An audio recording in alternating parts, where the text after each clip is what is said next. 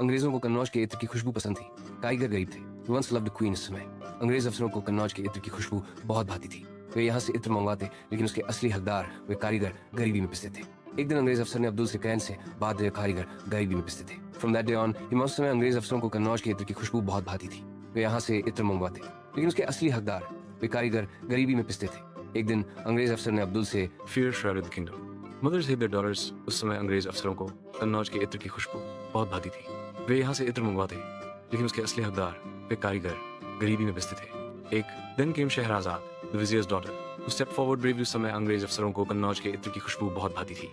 वे यहाँ से इत्र मंगवाते, लेकिन उसके असली हकदार वे कारीगर गर। On her wedding night, she began to tell one magical story after another। उस समय अंग्रेज अफसरों को कन्नौज के इत्र की खुशबू बहुत भाती थी। वे यहाँ से इत्र मंगवाते, लेकिन उसके असली हकदार वे कारीगर गरीबी। As dawn approached, उस समय अंग्रेज अफसरों को कन्नौज के इत्र की खुशबू बहुत भाती थी। वे यहाँ से इत्र मंगवाते, लेकिन उसके असली हकदार वे कारीगर गरीबी में पिसते थे। एक दिन अंग्रेज अफसर ने अब्दुल से कहा, The king hesitated here। वो उस समय अंग्रेज अफसरों को कन्नौज के इत्र की खुशबू बहुत भाती थी।